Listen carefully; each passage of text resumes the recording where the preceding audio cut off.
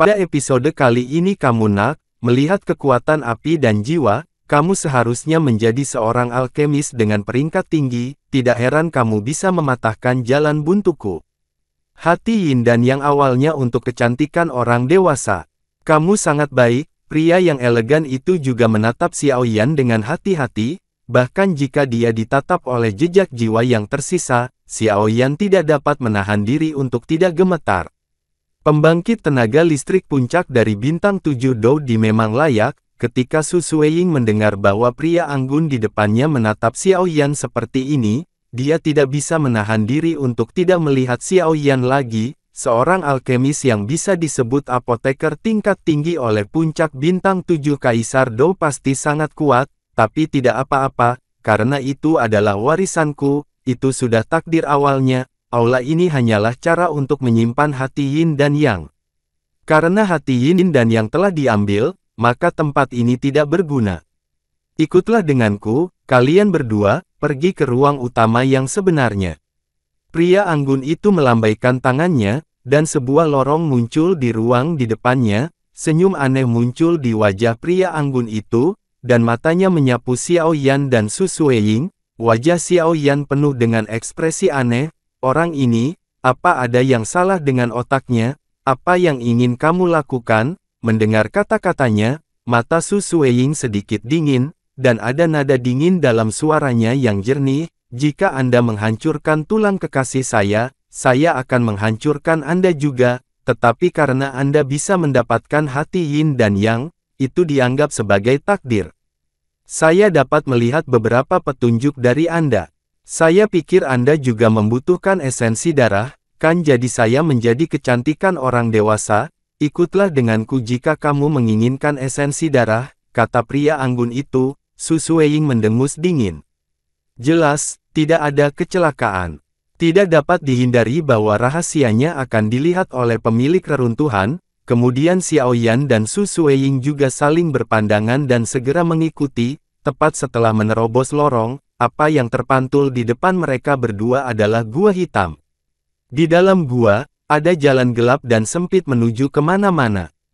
Pria anggun itu perlahan melihat mereka berdua dari depan, melihat sekeliling, lubang hitam itu benar-benar gelap, dan hanya ada satu jalan di depan mereka, ayo pergi. Pria anggun itu juga memimpin, Xiaoyan dan Su Sueying mendengar itu, mereka berpikir sejenak dan kemudian mengikuti. Karena mereka telah sampai pada langkah terakhir ini, mereka tidak dapat mundur lagi, berjalan di gua yang sunyi dan gelap, hawa dingin samar menempel di seluruh tubuh, di lorong yang sunyi, hanya ada sedikit langkah kaki mereka berdua, lingkungan yang gelap membuat Su Sueying saling berpelukan tanpa sadar.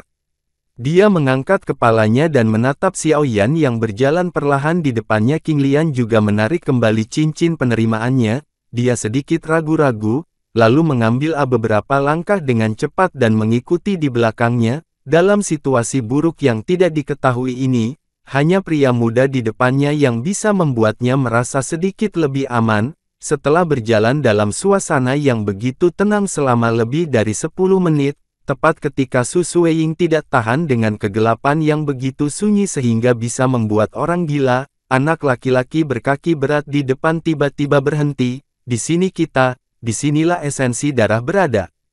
Pria anggun itu berkata perlahan, merasa seolah-olah seorang siswa yang belajar di luar negeri telah kembali ke rumah. Pria anggun itu berjalan menuju Simen dengan segala dendamnya, Simen gemetar dan kemudian meledak, tepat saat gerbang batu dibuka, aroma bunga yang membubung ke langit menyebar, dan kemudian Xiaoyan seolah-olah telah melihat makanan paling enak, Wan Lingzi, Huoihui Guo beberapa bahan obat berharga yang jarang terlihat oleh dunia luar muncul di depan Xiaoyan.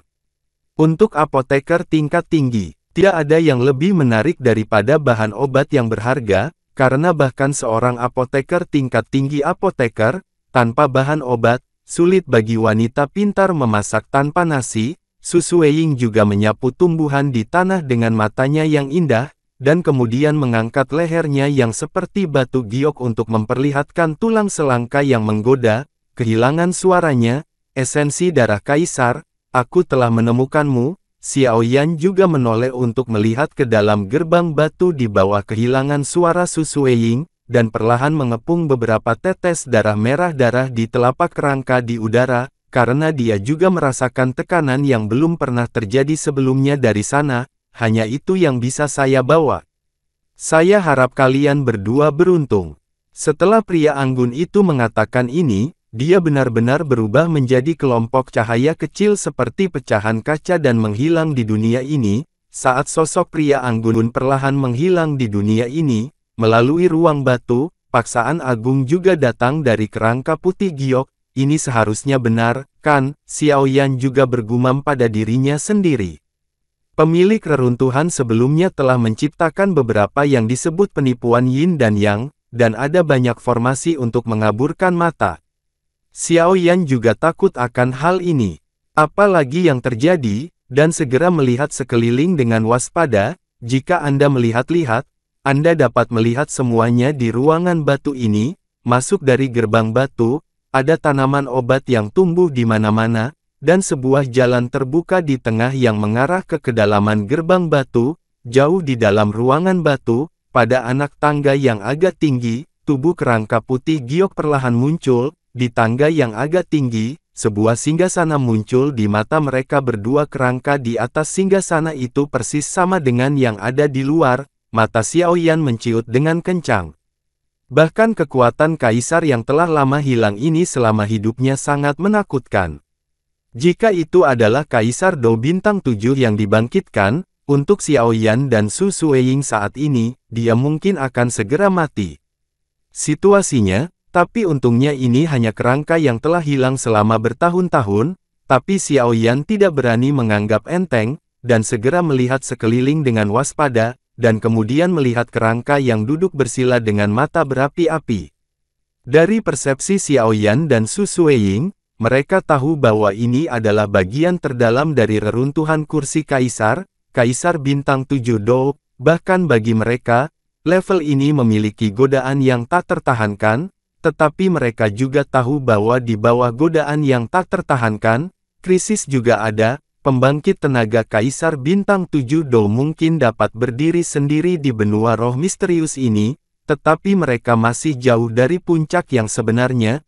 Namun, nilai yang terkandung dalam tulang dan bahkan darah dari pembangkit tenaga listrik Bintang 7 Dou Di tidak dapat diukur dengan uang, dan di atas itu, Dou Di dan Dou Xian, ini hampir merupakan proses perubahan kualitatif. Kesenjangan di antara keduanya, hampir tidak ada yang bisa menutupi. Apakah ini sisa-sisa orang kuat sekuat Bintang 7 Dou Di? Xiao Yan bergumam pada dirinya sendiri, karena hanya dari persepsi nafas dan kekuatan jiwa, kekuatan dan ketangguhan yang terkandung dalam kerangka ini lebih kuat dari Xiao Yan.